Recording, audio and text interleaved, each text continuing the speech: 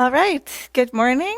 So my name is Julia Stoesz, and I am a member at MAC as well as a local counseling therapist. And today we are presenting a little workshop called Beyond the Casserole, Practical Skills for Empathy. So this workshop came out of a personal desire over the years that I've developed to try to do a better job at being with people who are struggling. As well as sort of my training in counseling, we emphasize empathy and being there for people. And then I ran across a really fabulous book. There is no good card for this: What to Say and Do When Life is Scary, Awful, and Unfair to the People You Love. This was a really great read, and I recommend it to anybody who's interested in this topic. Just a really lighthearted treatment of the subject matter.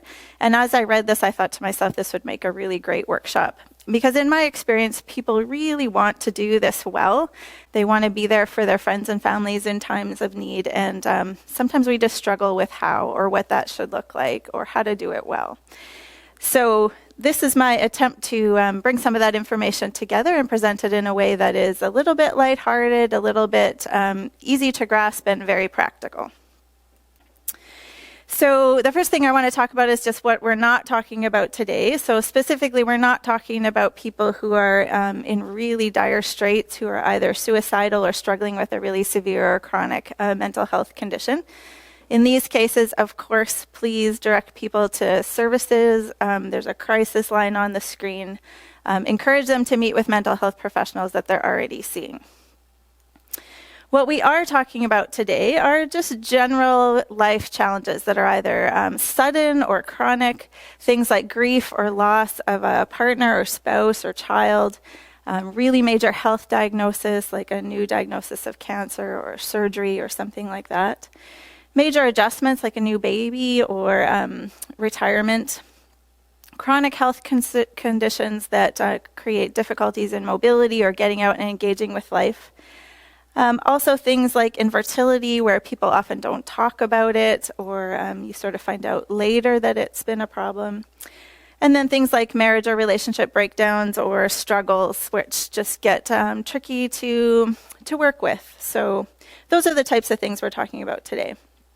I did create this workshop numerous months ago before COVID was on the scene. So we're not specifically talking about COVID, though I will touch on that a little bit on the end. Things that we might be able to do to be empathetic towards ourselves and towards other people that are struggling with this. And also when I created this workshop, I did not specifically have in my mind faith-based responses, although also I will touch on that at the end because we are a church community. So I do want to emphasize that we all get this wrong sometimes. This is a bit of an unusual situation for me. I'm usually in a workshop where I have some interaction, but I hope that everyone can raise their hand that's watching and empathize with me. I'm sure that you all have moments where you come up when you're trying to go to sleep and suddenly you remember that thing that you said that just did not go over well and you regret. So I think we're all in that boat. We all have those times that we wish we could take back or do better. So this is my attempt to try to write that, to try to help us have skills to do it better.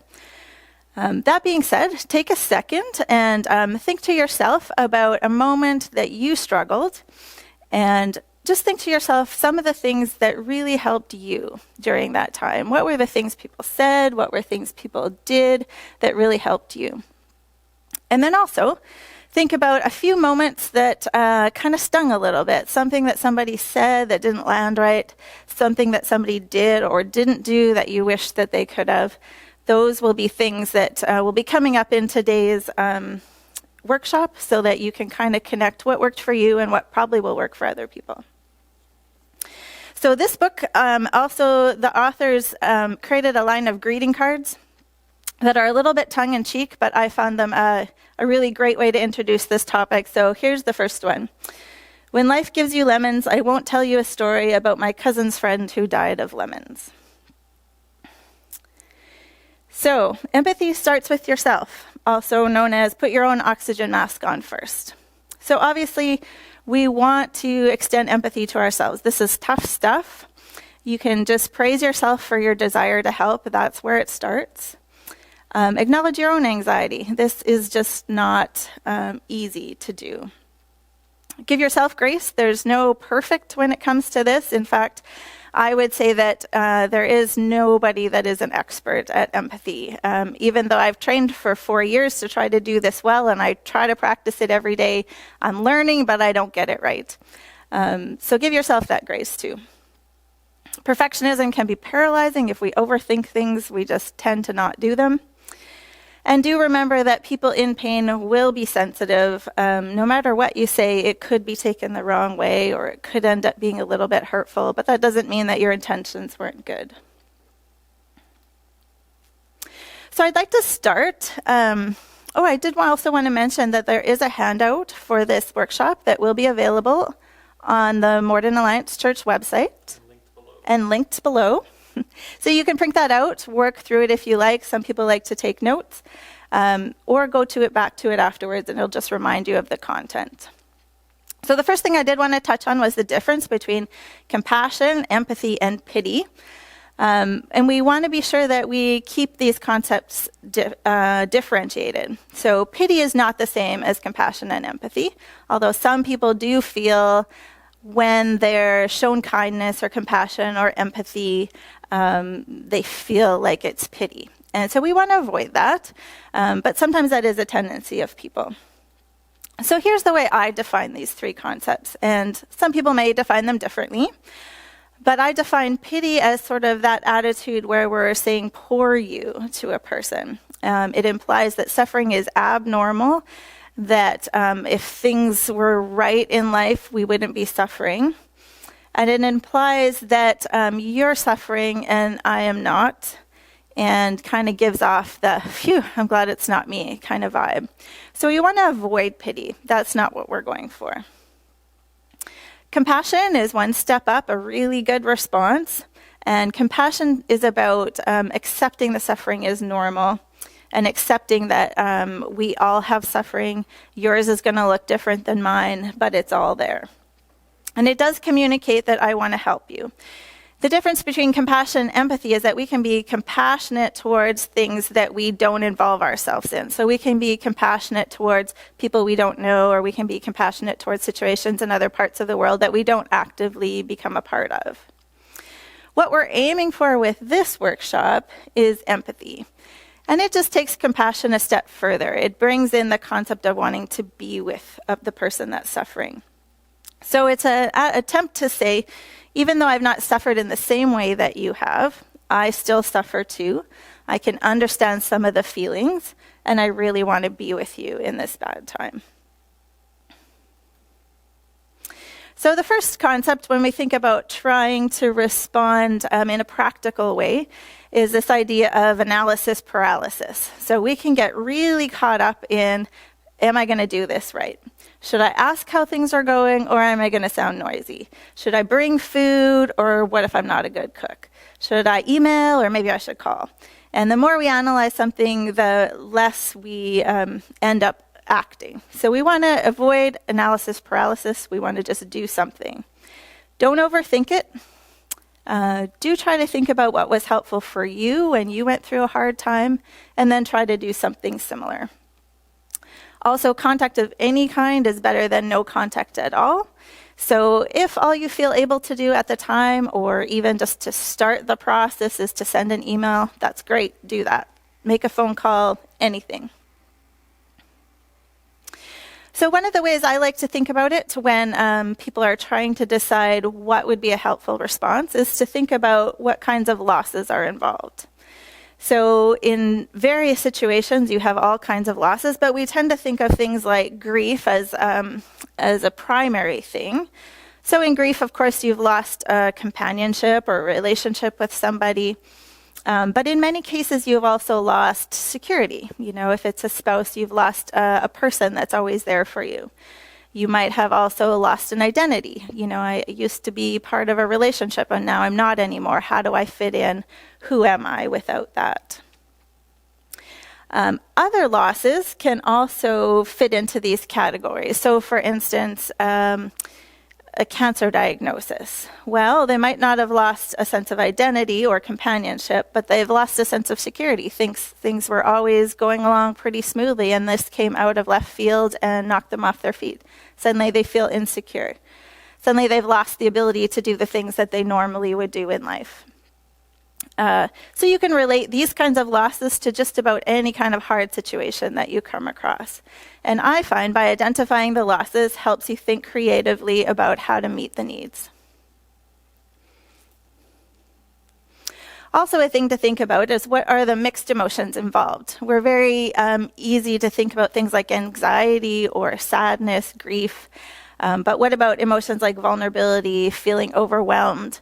I think in today's day with COVID right now, we're all feeling a little overwhelmed or feeling a little bit anxious. Those are all emotions that are there. Hopeless, shame, those come into a lot of hard situations. Disappointment, sadness, those also. So there can be lots of emotions involved, not just one.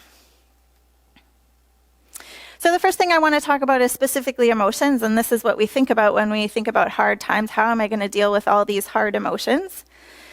And sometimes some of us panic because some of us don't like emotions. So one of the first things that I want to emphasize is that we can let emotions be. We don't have to solve them. We can accept them. We can let people have their emotions. We do better if we don't try to tone them down, but we just let people express them. I always find it really helpful to normalize people's emotions, to say things like, oh, for sure, I totally understand why you'd be anxious in this situation. It makes sense to me. To normalize people's emotions takes the shame away. So that's what we want to do. And if you're struggling with emotion, you don't know what to say, admit it. Just say, I don't know what to say. I'd really love to make you feel better, but this is a really tough situation. I just want to be here with you so that you feel less alone. So there's a few pitfalls that we're going to talk about. One is, of course, avoiding the person. So I have a few of these mistakes of my own that I look back on and remember. Sometimes it was because it was just an awkward situation. I didn't know what to say. Sometimes it was that I was afraid people would think I had been gossiping about them. I didn't want to give them that opinion. But sort of as it went on, it got harder and harder to be there for someone, and eventually you just don't say anything at all. So we want to avoid that. We want to do something, if we can, for the people that we love. Say something rather than nothing. Anything is better than nothing. I have noticed that people, even in extreme pain, can give us grace. So they can see that we're trying. They can see that we're being there for them in some form or fashion, and they can respond to it well. They'll see our intentions. So start simple. Send an email, send a card, just say hello in the church foyer, sit beside them at a function, or just show up with a treat. Pitfall number 2, being a foister or a fretter. So a foister is when we get so caught up in needing to help that it becomes about us. I need to help, I need to help, I need to help. And the person ends up kind of comforting us. We don't want to be at that end of the spectrum. We don't also want to be at the other end of the spectrum where we're fretting about how to do it right so much that we just don't do anything at all. So there's a continuum there. We want to find the middle balance, just to be confident about being able to respond, but not overly worried about how we do it. Trust your intuition, start small, and just see how things go. Pitfall number 3, assuming people have all the help that they need. So one of the reasons that I put together this workshop, or when I was putting together the workshop, I went to a variety of people that I knew that had various struggles. And I asked them, what were the hardest things? What were the things people did that were unhelpful? What were the things that people did that were helpful? And then I used that information to create this workshop. So one of the things that came out was that some people said, well, quite a few people said, that people assumed they had all the help that they need. And some of these people surprised me by saying that. One of the things that came up was there were some people that were really well connected. And I think what happened was that everybody sort of assumed somebody else was helping, and then they never got the help that they needed. So try not to assume that people have all the help that they need. They might have a family group, they might have a group of friends, but perhaps for whatever reason, those people are distracted, they aren't reaching out. So do what you can, even if you think that there's lots of help available to that person. Too much help is rarely a problem, especially after the initial crisis is over. So sometimes, especially, in a loss of a person around the funeral, there can be too much food, too many people around, people crave their space. But beyond that moment, usually people feel isolated and alone, and they feel like people would reach out. Pitfall number 4 was assuming competent people are coping well. So this is another one that surprised me when I interviewed people. And that was that some people felt like people weren't reaching out because they looked competent. Some people can be very high functioning, but still be in a very deep, dark place. Despair, isolation, exhaustion, those kinds of things can come up, and people can look on the surface like they're really managing well. So still try to check in with those people. Any kind of really severe life event or change is probably affecting them more than they're letting on. And competent people can feel like they have to put on a good face to kind of protect everybody else, to look like they've got it all together. So when I've presented this at other groups, a good question came up. And they said, so if competent people aren't always coping so well, but they're not showing it, how do we know? And my answer to that was, great question, good thing to think about. My answer is probably those people are showing it in some ways. They're either withdrawing, they're not engaging in activities they normally would engage with, they're not engaging in relationships that they usually would engage with. So if you're suspecting that someone you know is kind of isolating themselves or isn't responding the way they normally would, do check on them. And I would probably just ask something like, boy, it seems like you're coping really well, but this is probably a difficult situation. How are you doing? Just give them the chance to acknowledge that maybe it's not as easy as they're kind of presenting it to be. Pitfall number 5 is to assume that the hard time is over. So people do have to get back to regular life. They do have to re-engage in their jobs, but that doesn't mean that the struggle is over. Sometimes, some situations feel worse when they have to engage back in life. Suddenly they feel like they're sort of betraying the relationship that they had that they lost. Or sometimes, in the case of a difficult marriage that's come back together, well, that's when the real work has to happen. And people sort of from the outside look on and think that everything's good again. So this is a time that can be severely isolating to people who are still struggling, but trying to make it look like they're back engaging with life because they have to be. So check on those people. So there's the pitfalls, and now there's some extra credit. If you can do these things, you get bonus points. So we talked a little bit about emotion. Don't be afraid of emotion. Do ask about emotion. People generally, we feel comforted when we ask about that. They feel shame if we try to discourage emotion, if we try to cheer them up, if we try to change the subject, or if we try to make it not as bad as it might be. And just normalize it. Just acknowledge that their feelings are normal. Don't be afraid of conflicting emotions. So very often people will have conflicting emotions. So for instance, when somebody's lost a loved one to, say, Alzheimer's or some kind of disease that's lasted a long time, they of course feel grief, but they also feel relief that that hard time is over. And sometimes they need a chance to acknowledge that the relief is there, because people sort of tend to let them have the sadness, but maybe not the relief. Same things with things like difficult relationships. Of course, they're sad that they ended, but also perhaps relieved that the conflict is now over. So do give them a chance to acknowledge all the conflicting emotions. Sometimes people with healthcare scares, one day they can feel fearful, the next day they can feel really brave. So it can be a yo-yo effect. People can be afraid to admit what they feel like people are not going to want to hear about. So extra credit number 2, respond even if you're not a close friend. It can be interesting in these times who responds and who doesn't. Sometimes it's really interesting to see that people on the fringes of your life are the people that step up and show up. And sometimes it can be a bit confusing when some of the people that you thought were the closest kind of don't know how to do it, or they step back, and it can leave you feeling a little confused. So kind words from even just an acquaintance can mean just as much as kind words from close friends. Keep it simple and low-key. If you're not a close friend, just try to prevent them from feeling like they have to respond as if you're a close friend. Extra credit number 3, offer creative responses. So offering simple things can be life-giving. Offering things that are a little bit out of the box can be really life-giving. And use your imagination just to think about what it would feel like to be in their situation, what you might like. I find that one of the best ways of imagining what it could be. You can offer what you're good at. So some people are really practical people.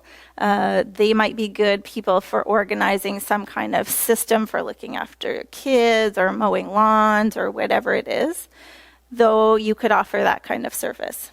If you're the kind of person who's really good with emotions, sensitive, that's the person that perhaps you could offer to sit with them, hear all the emotions that they want to express. If you're good with kids, then maybe your role would be to help their kids in some way, take them to and from school, do a little play date or something like that. Some people have bonded over a shared interest, but they don't have sort of other relationships with the person. But I know of somebody who would knew that I love cats and would every few days send me a little crazy cat video. And perhaps to the wrong person that could feel dismissive or minimizing, but for me it was very touching. It was just the person remembered me and knew that I liked that and would send them regularly, and that was very helpful.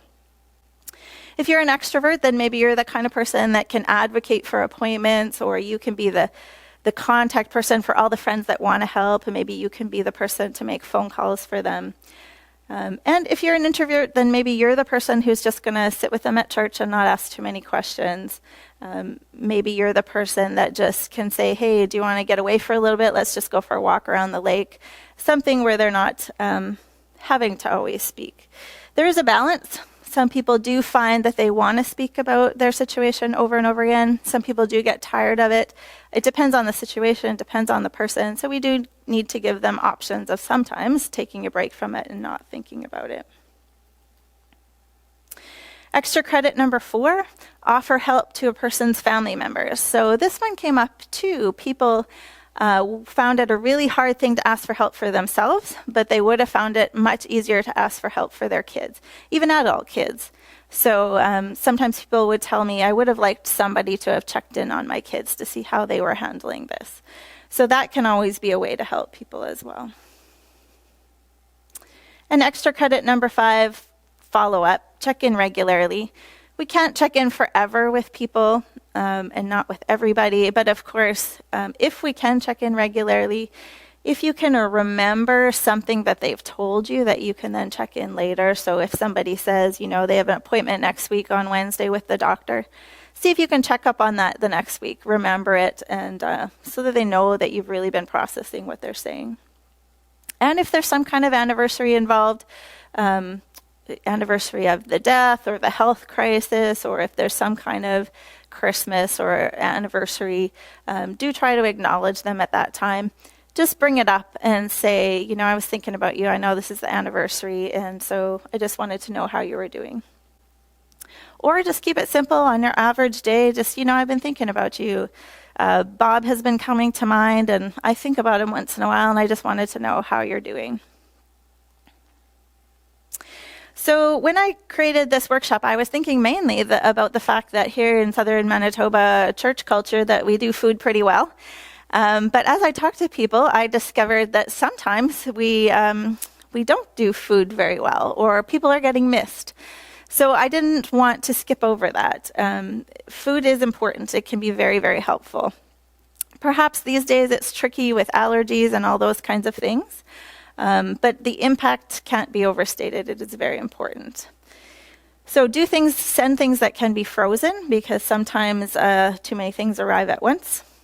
Do organize a group of people so that things are coming at regular scheduled intervals. There's online programs for that, like Meal Train. Do send small things, finger food, portable food, small treats like muffins. Sometimes people, especially people who are dealing with anxiety, can feel hungry, but also that they don't want to eat. So really small things can be helpful. If people are spending a lot of time at the hospital, send things that can break the monotony of hospital food. And don't feel like you need to bring a full meal. At one time, someone brought me a loaf of bread and a jar of jam, and that was really touching to me because it was just so lovely, and it was just exactly what I needed. It wasn't too much. It wasn't a full meal. So don't feel like you have to bring a full meal. So there's ways that we can help practically. Generally, a blanket statement where we say, if there's anything you need, give me a call, is really tricky for the person to respond to. Generally, that won't go over very well. They won't know what to say. They don't know if you really mean it. And sometimes they're so overwhelmed they don't know what to ask for. So I find it better to be specific, to say something like, I'm going to the store later this afternoon. Do you need anything? Can I drop off a jug of milk or bread or whatever? Do ask specifically, say, I'm pretty good at organizing things. Can I be the contact for people who want to help? Try to ask specifically. Sometimes it can help also to say, this is what was helpful for me in my time of difficulty, so I wonder if it would be helpful for you. So, when I went through a hard time, I was quite anxious. I found it hard to eat. Could I just drop off a jar of soup so that you can reheat it? So give them a reason why you're suggesting that, because it was helpful for me. And then sometimes it will be easier for them to accept the help. Of course, don't be offended if people decline your help. Very often, people find it difficult to accept help. But it doesn't mean that they didn't appreciate it, and it doesn't mean that you've done something wrong. Sometimes people are just really afraid to be a bother. Sometimes people simply can't give themselves permission to accept. So one person told me that people kept asking if they could come and help her clean her house or do her laundry or whatever. And later on, she said, I would have dearly loved to accept them, but I just couldn't bring myself to do it. But it was touching to her that people offered that. Recognize that it might also be a timing thing. Offer again in a few days or a week. One person told me that she was really touched by a gentleman had offered, she had lost her husband, a gentleman had offered to wash her car for her. And at first she declined and just felt like she didn't need that. But he came back a week later and said, no, I'd really like to wash your car. I feel like I would like to do that for you. And he picked up her car and went and did it, and she was really grateful in the end. Just something really practical. Of course, try to remember holidays, anniversaries. People might feel really alone. If you can invite them to your house or to your family gathering, they can feel very touched by that. And use what you've got or what you're good at. Some other examples there, mowing people's lawns. If you have a free day, offer just to be with them. Take their kids out, those kinds of things. One of the best ways to offer something practical is just to offer your presence. So you can say to somebody, when I went through a hard time, it was just really hard to be around crowds. Could I pick you up for church? And we could sit together. Make it easier by saying, if it's too difficult for you, we can leave. You don't have to commit to the whole thing. But your presence can mean a lot. So we talked about practical things to do. And now we're going to talk a little bit about how to connect with words and things not to do. So things to avoid. Don't try to cheer them up. Generally, acknowledging the gravity of the situation is better. Don't offer solutions or advice. This is really tricky for most of us. We kind of want to make things better, and we kind of have an idea of what might help, and so we want to offer that. But it can come across as sort of condescending or minimizing a person's struggle. Chances are they have been racking their brains for solutions, and for someone to come in out of the blue and listen to their story for 30 seconds and then give them advice generally comes across as kind of hurtful. So don't say, have you thought of?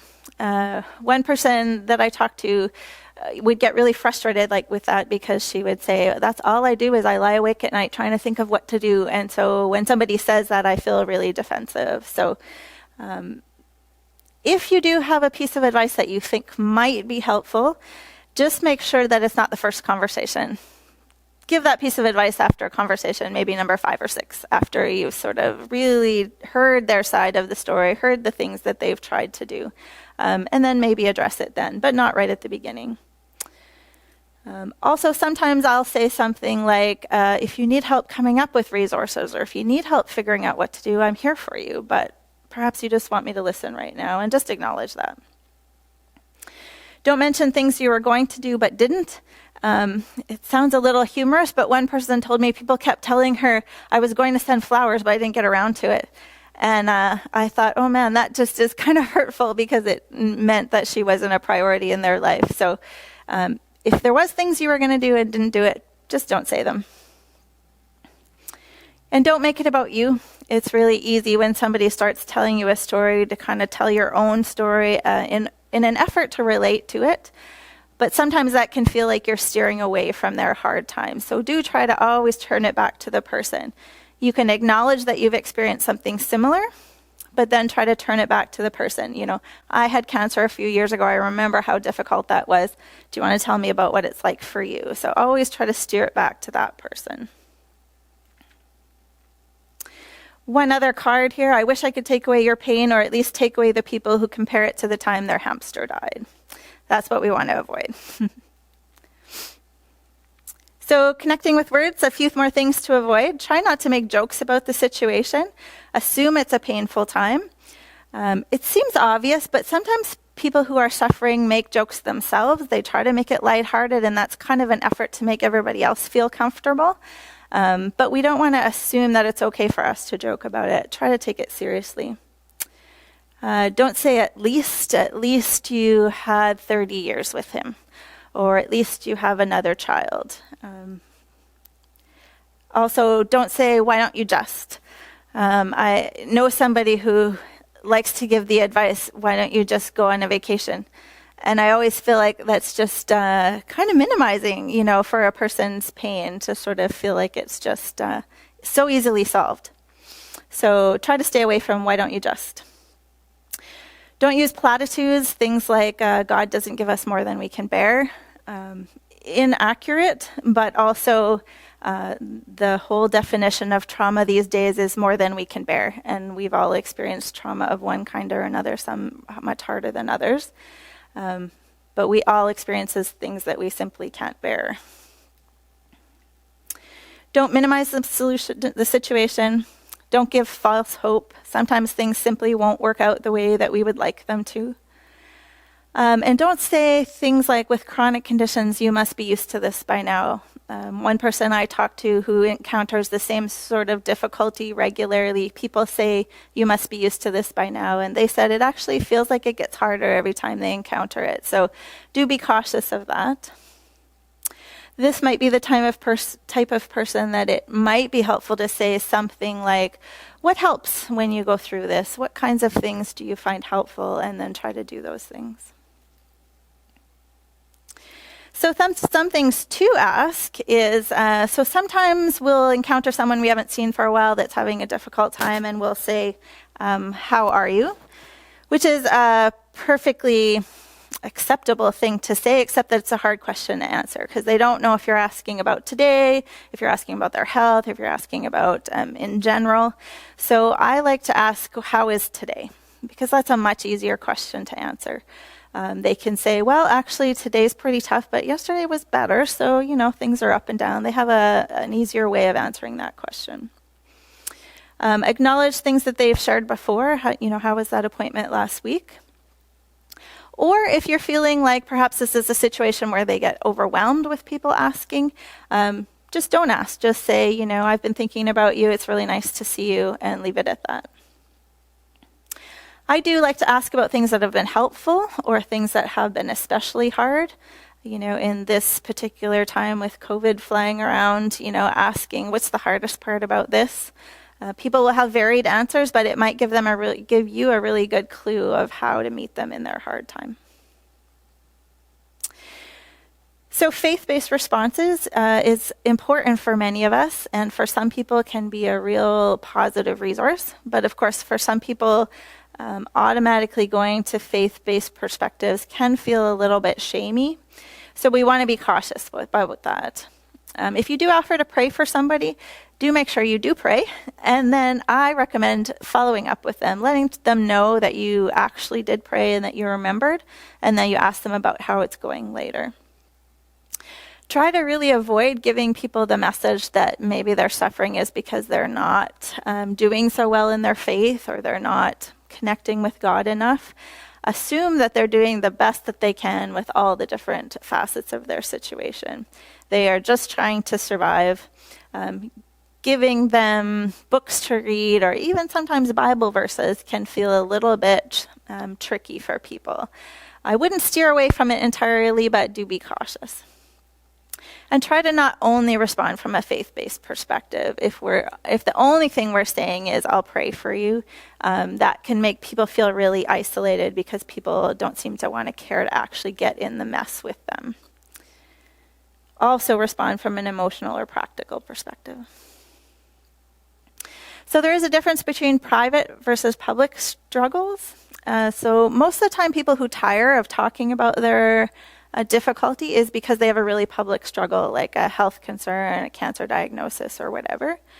If people are struggling with a really private thing, those are the things they're going to want to talk about. So things like infertility, difficulty in relationships, those kinds of things, they're going to want to talk about it.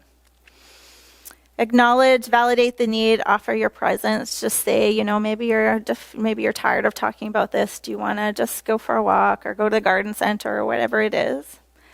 And the more private the struggle, or the more shameful it might be, the more likely it is they're going to want to talk about it. So from that broad perspective, I thought I would just talk a little bit about this particular struggle that we're all going through right now in terms of the COVID response. So my advice would be, in terms of empathy, is to first of all offer empathy to yourself. Care for yourself first. Acknowledge your own emotions, offer yourself empathy, cultivate self-compassion, don't shame yourself for how you feel. A lot of anxiety going along, a lot of sort of people struggling with, I feel like I should be more worried than I am, and also people that are just really overwhelmed with anxiety. You get to have your emotions, give yourself that compassion. I recommend finding creative outlets. Creativity does heal. Generally, if you focus on the process and not the product. So even if all you do is toss all that scribbling and artwork in the garbage later, it's the process of just sitting down and doing something colorful, or playing a song, or whatever it is. Try to get creative. Get moving. Try to keep yourself moving around, even though we're all kind of isolated in our homes right now. Try to keep up some exercise. Be a little bit playful, have a little dance party in the living room, whatever it could be, just to keep yourself moving. Be mindful. When we talk about mindfulness, it's just a way to try to get ourselves out of being caught up in all the anxious thoughts. And the best way to do that is just to focus on right this moment, get into our senses, the kinds of things, what do we hear, what do we see, what are we feeling right now? Very tactile. Just focus on the moment. Try to get out of your anxious thoughts for a little bit. Get outside, and by outside I don't mean go to the store, because we're not supposed to be doing that anymore, but get outside into nature. Maybe just walk around the block a little bit, walk around the backyard, go out and tromp around the grass. Whatever you can do to just get a little bit of fresh air every day.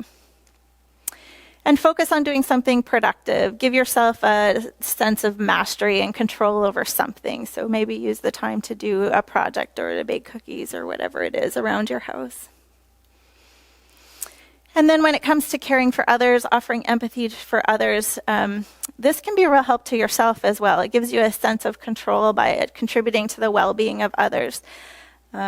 Get creative to address social isolation. Maybe this is the time when you do video chats. Maybe this is the time that you actually write a snail mail letter and you mail it to somebody. Mail it to somebody who's like around the corner. It doesn't have to be across the country. Play a creative version of Ring and Run. So make up a little basket and have your kids draw some pictures and then put it on their doorstep and ring the doorbell, and then just have a little conversation on the doorstep out in the fresh air before you run away. Something like that, just finding ways to connect with people. Reach out to those that are less mobile, more at risk or more isolated. Can you shop groceries for them? Can you run an errand? This can be a really good way to foster family togetherness. We're going to go and do something for somebody else. Let people talk about their fears. Try not to minimize them, normalize them. That's what we've been talking about all along. And then think about any practical needs that you meet. Can you watch somebody's kids? Do you have some financial resources that you can gift to organizations that are trying to help? Or can you make a meal? So Modern Alliance has a new ministry that we're sort of working on developing called the People Care Ministry, and that's being coordinated by Karina.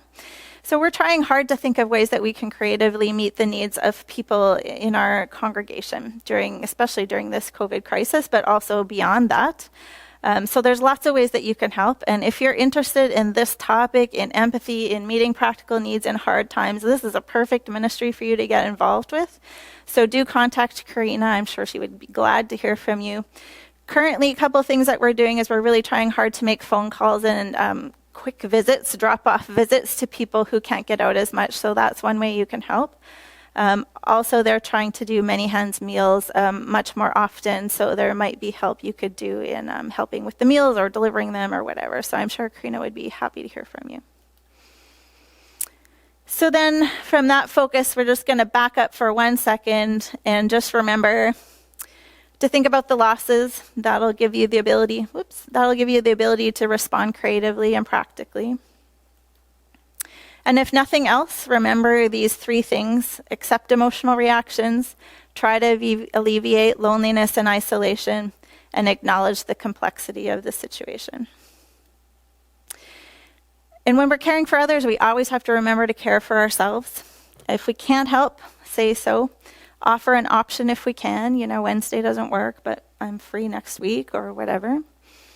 Some people certainly ask for more than we can give, and so then we do have to have some good boundaries about not giving beyond what we can handle. And also, if you're in the middle of your own crisis, give yourself a break. Maybe this is your time to take a step back and not be the person that responds. I know I've made that mistake myself, and it's backfired.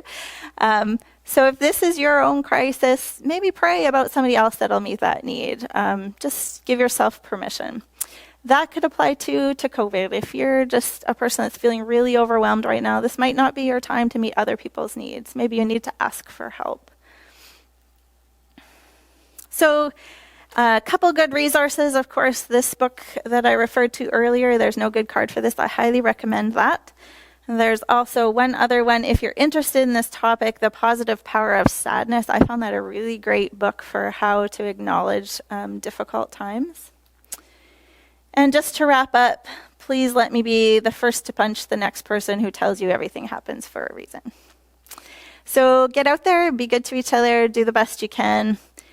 Give me an email if you have any questions or concerns, and I will be live chatting when this goes live on Sunday morning. You can ask me questions then. But otherwise, take good care.